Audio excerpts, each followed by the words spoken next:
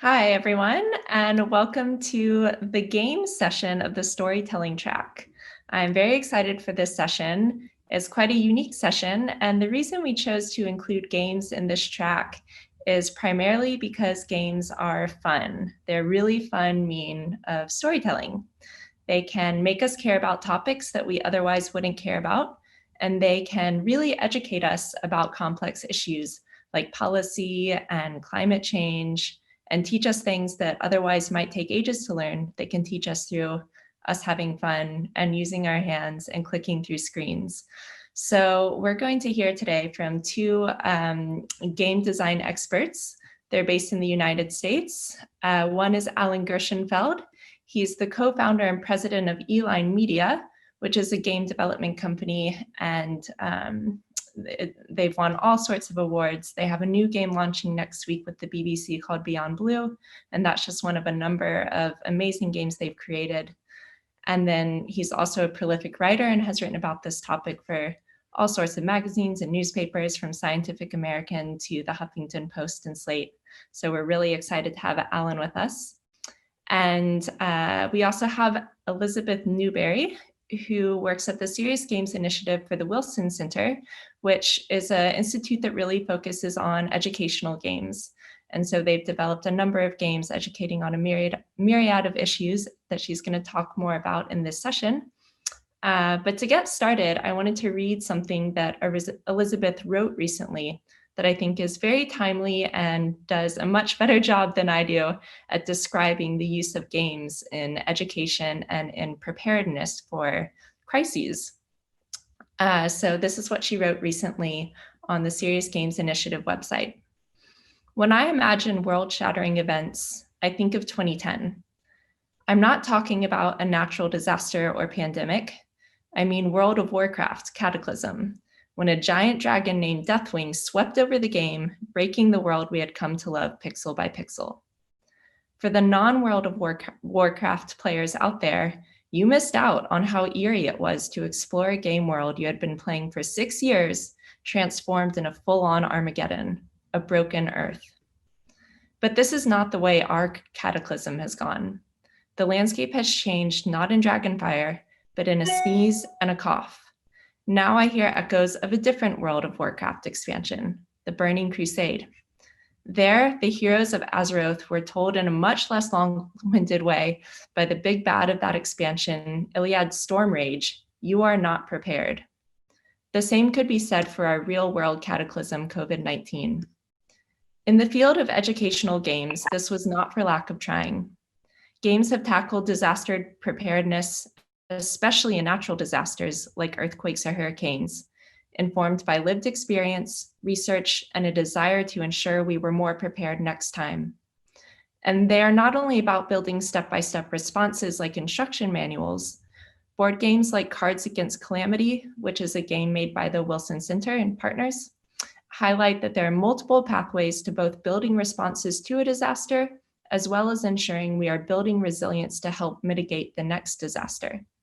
For COVID-19, I am struck by how we could have been more prepared, both in what tools we had available to us to understand what we are going through, and in adapting to the new normal we find ourselves in.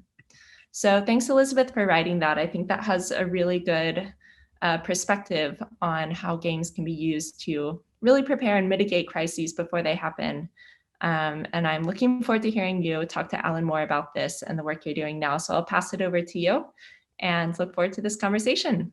Thank you so much for that. I really appreciate the opportunity to be here, and I'm very excited to talk about how games can be used for environmental education and outreach. So before we dive in fully, I thought we could introduce a little bit about ourselves and some of the current projects that we're working on that fit into this environmental space. So as Gabriel pointed out, I am the director of the Serious Games Initiative at the Wilson Center, which is a nonpartisan think tank founded by the US Congress as a memorial to President Woodrow Wilson, who was our only president with a PhD. So we developed, instead of a statue for pigeons to land on, a living memorial that brings together leading scholars to work on international policy discourse. My role there is to leverage a interactive, powerful medium, namely games, to help invigorate and educate the public around policy issues, from the federal budget to coastal resilience. Those are some of the issues that we've worked on with games. And I'm joined here today by Alan, who will introduce himself and some of the many projects that are in his portfolio. Thanks, Elizabeth. Hi, I'm Alan Gershenfeld. I'm co-founder and president of a game developer called Eline Media. We make commercial social impact games. We have 3 impact objectives. We want to bring diverse voices and perspectives to the medium. We're probably best known for a game we did with an Alaska Native tribe called Never Alone, which I can talk a little bit about. We also want to explore the big issues of the day through games. We have a game coming out next Thursday that we did in partnership with BBC Blue Planet 2 on the future of the ocean. And we want to help kids become creators, not just consumers, to shape the technology in the world versus being shaped by it. That's our mission. In a previous life, I was head of studios at Activision, a big commercial game company, and was chairman of a nonprofit called Games for Change to rise the sector of social impact games. Yeah, so we're very excited to be here. We're hoping this is more of a discussion as much as the medium of Zoom allows.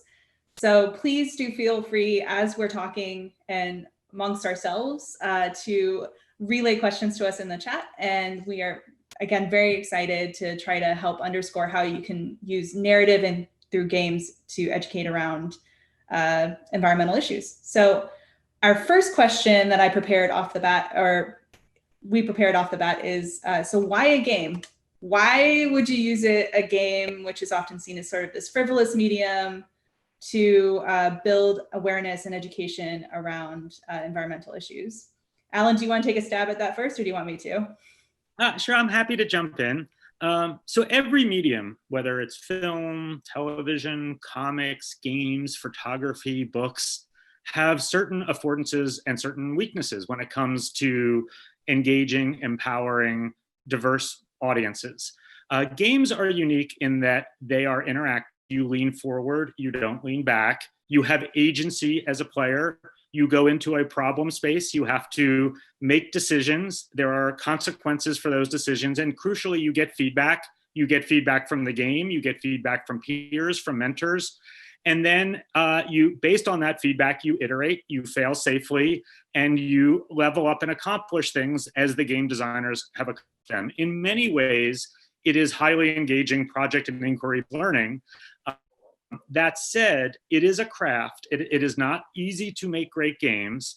And to find the organic alignment of that sort of engagement loop with the impact themes is a real art form. But it is uniquely powerful. And it can be very different in its impact profile than, say, a linear movie or a linear book. Mm-hmm.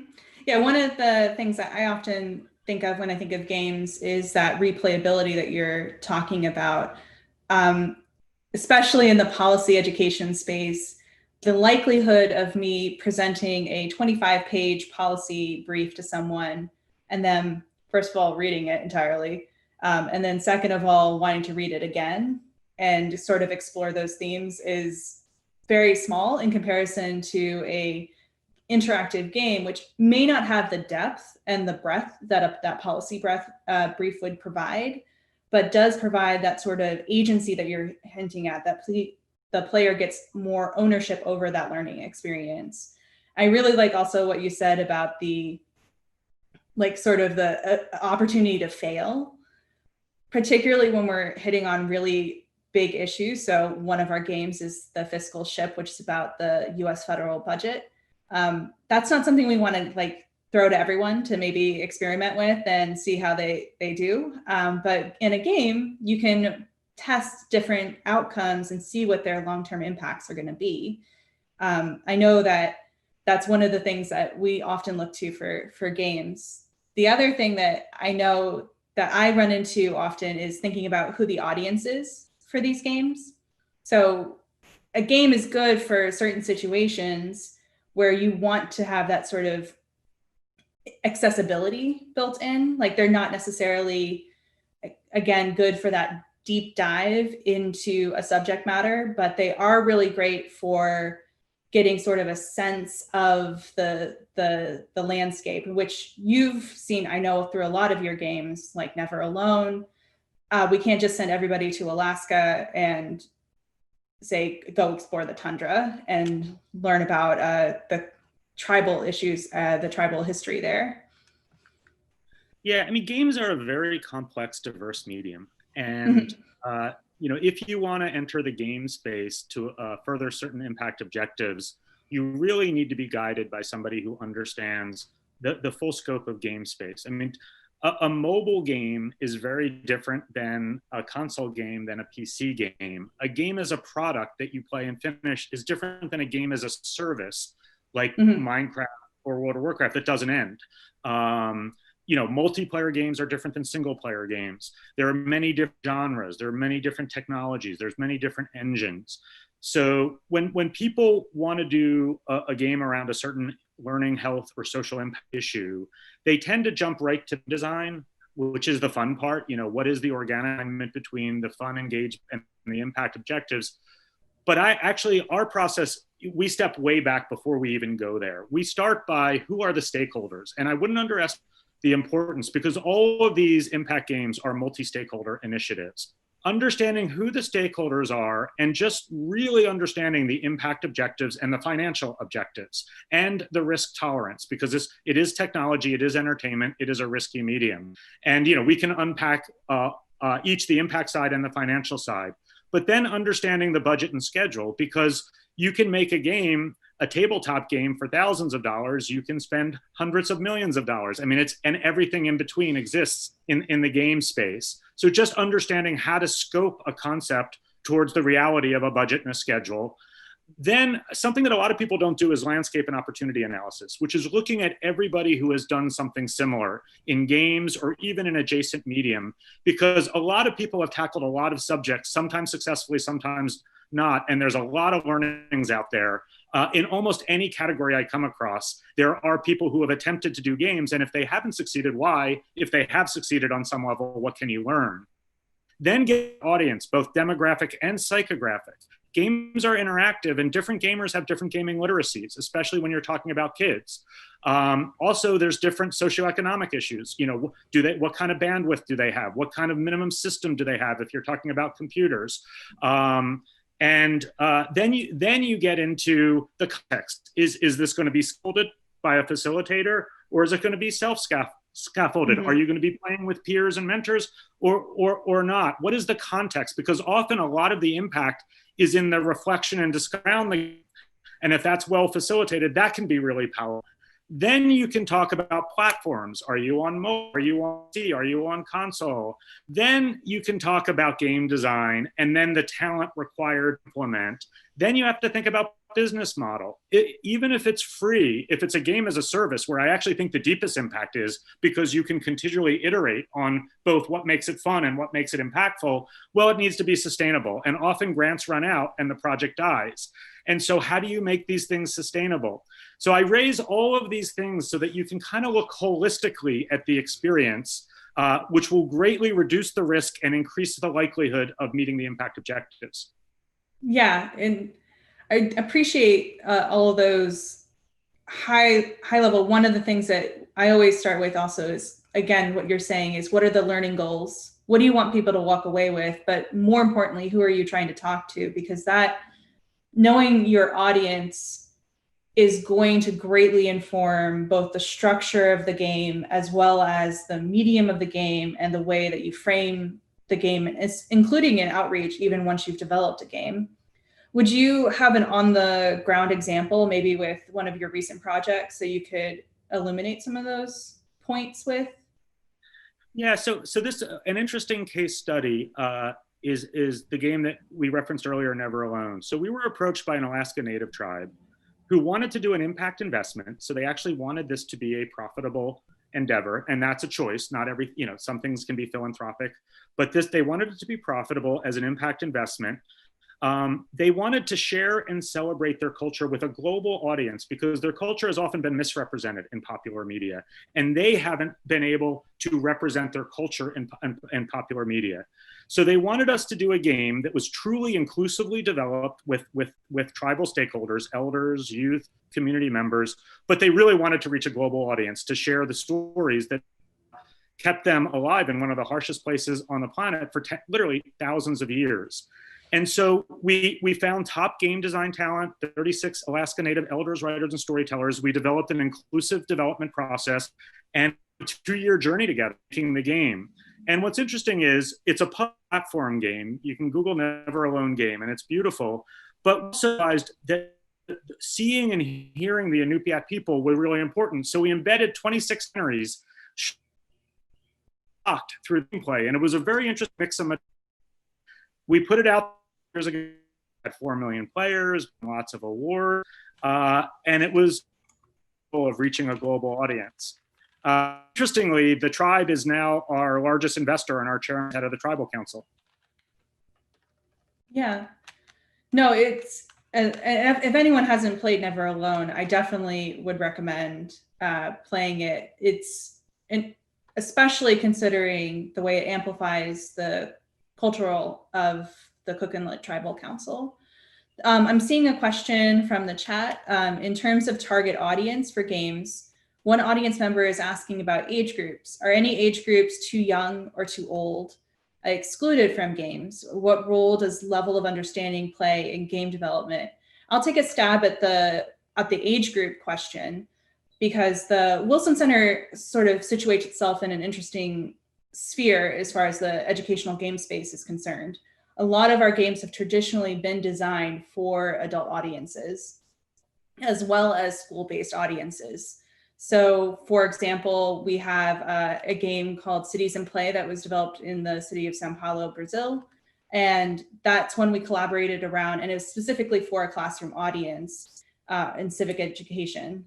However, the game that it's based on, The Fiscal Ship, at least mechanically based on, has a long history of other budget games, Budget Hero 2, that came before it. And one of the things we found is that it was, because of the medium, because of the accessibility of it, we were getting a lot of, and we still do get a lot of, those middle school audiences, but we also get a large audience of people over 35, particularly the quote unquote silver gamers who are 65 or older who play the game. And part of it may be the topic, it's about the federal budget, but part of it is also just the mechanics of it are very easy for gamers and non-gamers to understand. I think that's something that tonally is very prevalent in the serious games and educational game spaces. We're designing for people who are not necessarily strictly quote unquote gamers, but who would benefit dramatically from these sort of educational and learning outcomes that the game is really trying to bring to life. As far as like the level of understanding and play in game development, I'm guessing what you're talking about is that predisposition to being quote unquote a gamer. And one of the things that I would also caution is that the gamer perception is sort of a loaded audience type. Most people, especially in the United States, I believe there's at least one gamer, quote unquote, in every household. And then there's also a very large uptick of adults who are playing games who are more like in the social or casual game space. Alan, did you have anything you wanted to add to that question about age groups involved in playing games or in the predisposition or pre-understanding of how to play a game? Yeah, I mean, games are remarkably universal in terms of age, gender, country, demographic, but the games played are often very, very different. In terms of how young, that's a really interesting, complex, and sensitive and emerging science in terms of the neurosciences. At what age, I mean, it goes to a deeper question of just digital devices. You know, at what age is it appropriate for somebody to start playing? I don't have expertise in that. There are folks like the Joan Gans Cooney Center at Sesame Workshop and other folks that do a lot of research on the really young kids and when it's appropriate to start engaging them in interactive entertainment. That is a very interesting area. As you get older, you get lots of gamers. And one thing, if you want to reach a broad audience, is understanding gaming literacy. Like, there are kids who are 7 or 8 who can build amazing things in Minecraft and Roblox and have an incredible literacy, where other kids who don't play those games may not have that genre literacy, or an adult may not have a literacy in that particular play pattern. Then there are play patterns that work for older folks that younger kids may not have a rhythm for. So it's an interesting question as to what genres can span different age groups. Also, you just have to look at what devices they're playing on. Again, if somebody is playing on a mobile device, that's a small form factor. It's often a touch input versus a joypad or a keyboard, and that has different, strengths and weaknesses. And like I say, a lot of the impact happens in the discussion that happens around the games, and thinking through how that discussion happens, whether it happens within the game, whether it happens online, whether it happens in a group of friends or a facilitated school, after school environment, or in a nursing home. There are amazing games that happen in personal care and games designed for older people in terms of exercise, in terms of cognitive decline. There's almost anywhere you look, you're going to find some interesting examples from very young to very old. Yeah, and I would say that if you're looking for examples of some of that diversity, there are game-specific conferences or even tech-based educational conferences that sort of highlight that diversity. So I would say we've mentioned Games for Change already here on the call, but there's also Serious Play Conference, South by Southwest EDU, and a couple of others that would show sort of the diversity of practices. Insofar as the very young question, that's really interesting to me because of the nature of what play is. So if we're thinking strictly digital, then there's a lot of considerations that you want to make in as far as safety is concerned, literacy is concerned, neurocognitive load is concerned. But if you're thinking of it more as play and playful learning, one of the reasons why games are successful, I believe, and some of the research points to, is because we are growing up and a lot of what we learn as humans is through play. So we play as doctors, as teachers when we're little kids. And so we're really trying to figure out, we've seen this with, even with COVID-19, a lot of kids playing COVID tag or something along those lines to try to understand what's going on in the world. So it's this playfulness, as long as you're not strictly thinking of games in the digital medium, but as more of playful learning experiences, there's a lot of flexibility on that front. There's a couple more questions coming in. So Stephanie Gaylor, I hope I pronounced your last name right, asking about how we would measure impact of games and how you evaluate their effect. And then I'll take the second question also. Accessibility and cost is taken into account. Minuk Falcons, I'm so sorry if I messed your name up, asking about how accessibility and cost is taken into account for games in the sustainability space like Beyond Blue. Either of those that you want to tackle first, Alan, insofar as impact and effect, or how the accessibility and cost is taken into effect? I can touch on both. On the first one, that's always a really interesting challenge as to how do you measure the impact. And, there's lots of media type impact measurement rubrics out there done through some of the documentary film sectors, through other sectors. We don't think there's one rubric to measure impact around games because they're so diverse and the issues we tackle are so diverse. So we look at impact based on the stakeholders that come together to make the game and say, what is the impact that we're trying to do with this game and how do we want to measure it? And are there other parts, since all of our projects have a myriad of nonprofit and research partners, what is the impact that we're striving for? And sometimes it's relatively diffuse, it's broad awareness, it's a stepping stone into an issue. People didn't wake up thinking, I want to learn about the Alaska Native people, but by the end of the game, they learned something about the Alaska Native people. With our Beyond Blue game, it's a little different because there are a lot of people engaged in the ocean. And so we actually debate, are we attempting to really get inspired about the awe and wonder of the ocean, that we have this amazing place on Earth that's like space that we barely understand, and it's a stepping stone to go deeper? Or are we trying to go to people who are already engaged in the ocean and give them a chance to engage deeper? And we juggle both of those, but ultimately we have to make decisions as to, for of this release of the game, what are we really trying to do in terms of the impact? How are we judging ourselves? And then other people can come in and assess the impact. Mm-hmm. Yeah, I would say that all of these questions hit on some of the major considerations of the field of serious games. Accessibility in particular, I think, has seen a lot of interest, not just in haptic accessibility of the game, like the physical architecture of how they interact with the game, but also in terms of access to the resources to play a game. A lot of educational games in the US in particular are designed for browser-based experiences or board game-based experiences because of the affordances of a classroom. For example, a lot of classrooms in the US have Chromebooks, maybe accessible, but they don't have Oculus Rifts just laying around for kids to play with. So that's one of the major considerations, and going back to sort of really being sure to identify your audience. There's no standardization that I'm aware of right now that talks about how do you design for different ability sets. Insofar as like if there's vision impairments or if there's other sorts of impairments that might impede the typical game experience, recognizing what normalcy means. Insofar as the impact, that's also a major part of the research, I would say, right, Alan, is like understanding how our games are actually attaching to those learning goals. One of the things we know is that based on several studies for the past decade or so, is that games can impact knowledge acquisition.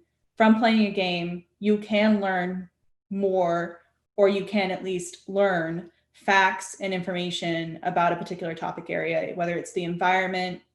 There's a game called Eco Chains where the researchers have illustrated how, for example, pre-playing the game, kids thought that penguins were in the Arctic.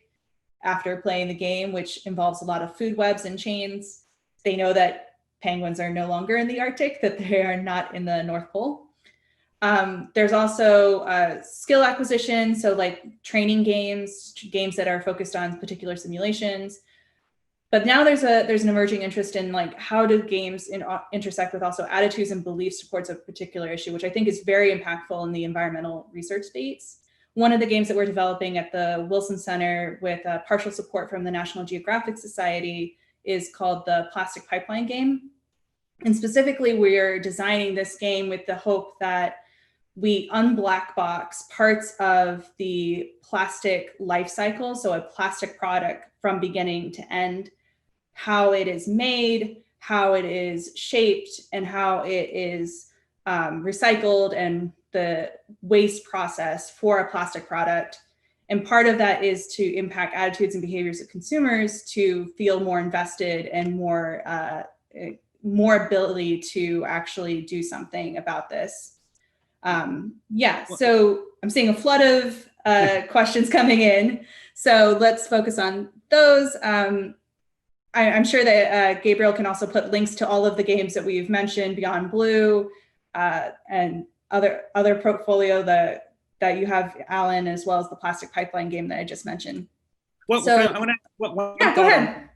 On the behaviors, there are a lot of interesting things. Our games are designed for a broader consumer audience versus specifically the learning channel. We've done learning stuff in the past.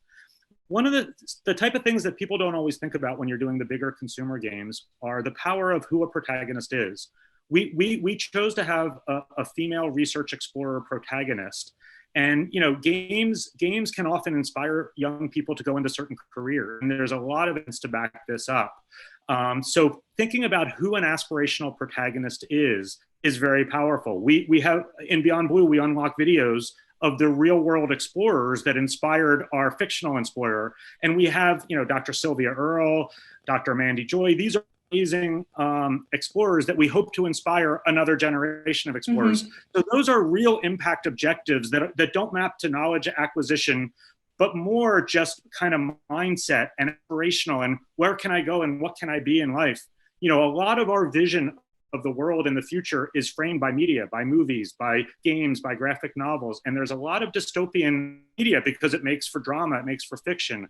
We don't have a lot of really powerful, aspirational, but achievable visions of the future and protagonists. So these are things that are also really important that aren't necessarily quote unquote learning games. They can also be very effective. It's just a different design methodology. No, yeah, and I think that there's been so much emphasis on the power of the characters that are represented in games having an influence on particularly younger audiences, but also older audiences in terms of who they see as being fitting in that space, talking about like the STEM space, having representations of women in games as active participants in a video game, in a STEM-based video game, is really powerful.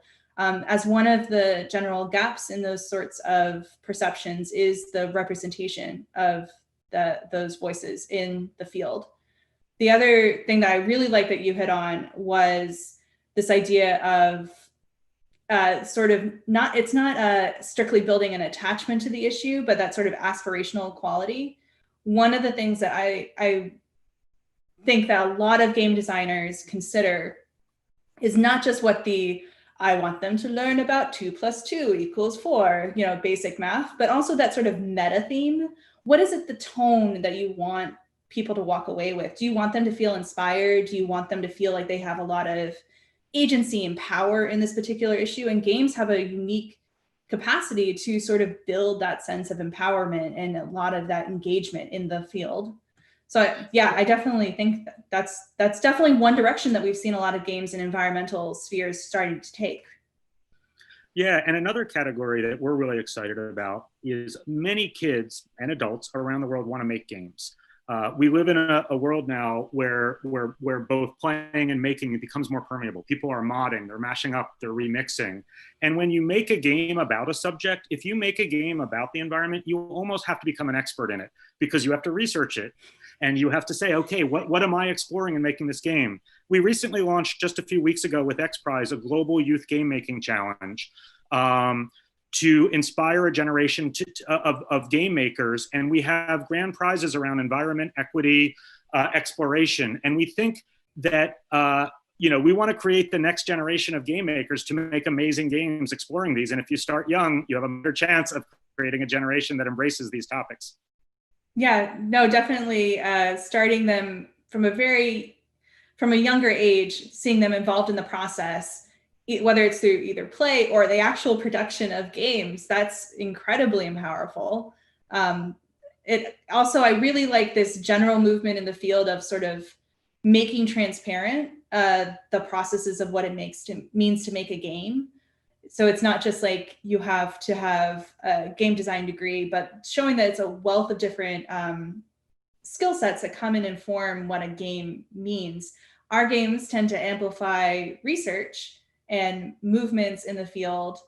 And I think that's a general trend in serious games is as a field, and is to take what's happening in the research and really try to make that come to life for those who may not typically engage in the research product itself. But the Wilson Center for the Plastic Pipeline game that I was talking about, the goal of that is really married to this policy research that my colleague, the director of the China Environment Forum, Jennifer Turner, is working on, that's looking at the broad landscape of different policy impacts on plastic pollution. And I'm trying to make that accessible through narrative and fun so that people can get an opportunity to have agency over those policies. I want to be cognizant also that we have about 3 or 4 more minutes left. So if you have any questions, definitely put them in the chat. But we do have one question here from Michael Doderi from Indonesia, who's asking about shaping children's perceptions of the world and the role of games in doing so. He's asking specifically in terms of violence, but there's also a way that we can talk about that for environmental awareness and like sustainable living. So very much what you're talking about with that like optimistic view for Beyond Blue, right? In our series on Budget Hero and Cities in Play, where we ask children to be mayor for a day or hero of the federal budget, really that sort of positive framing. Have you seen how that impacts children with your games, Alan? Yeah, I mean, I think it's a great question and it's a huge issue. I mean, just, you know, raising kids, I see how much of the fiction that they're immersed in, the books, the games, the movies are dystopian right now. Again, I understand why as a media creator. I understand, you know, it creates dramatic worlds and which creates drama. You know, we've got to balance that with really compelling, aspirational, but achievable stories and worlds that will help shape kids' futures. And with games, you know, you can inject agency in there.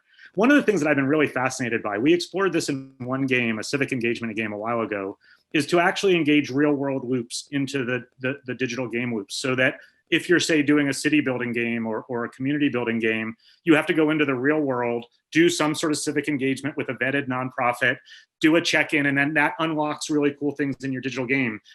You're seeing the transfer of impact in the loops itself. I think that's a fascinating area that would love to explore more. We're looking integrating citizen science into some of our future environmental games where you're actually doing the citizen science. You're not just seeing people do it.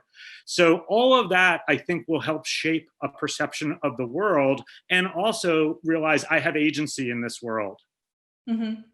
Yeah, definitely. I like this idea of sort of a transdisciplinary approach to games where they're not siloed over here, but really immersed in the world, sort of the not quite a Pokemon Go mindset, but something along those lines, where I think one of the things that games can really make transparent is also this idea of, why should I care about a particular issue, but also how I can have, as one person, this greater impact. I can be the hero of an environmental story. I can be the hero of citizen science work, or I can be the hero of the oceans, as Beyond Blue is kind of guiding us towards. I think that's a very nice place to start with, like, all this hope and aspiration. So again, thank you guys so much for having us here. Alan, any last words? Or yeah, I guess my last words would be, you know, when I think about behavior change, I think about appealing to the head, the heart, and the hands. The head is the intellectual, the reports, very important, data-driven. The heart is the storytelling, the emotion, but the hands are the agency, letting people actually experience itself. And, you know, really good, impactful games appeal to the head, the heart, and the hands all at the same time. I think that's a great place to end. So thank you all so much for joining us. And if you have any questions, our contact information is on the agenda, and we're happy to talk games anytime. Thank you. Thanks, everybody. Take care.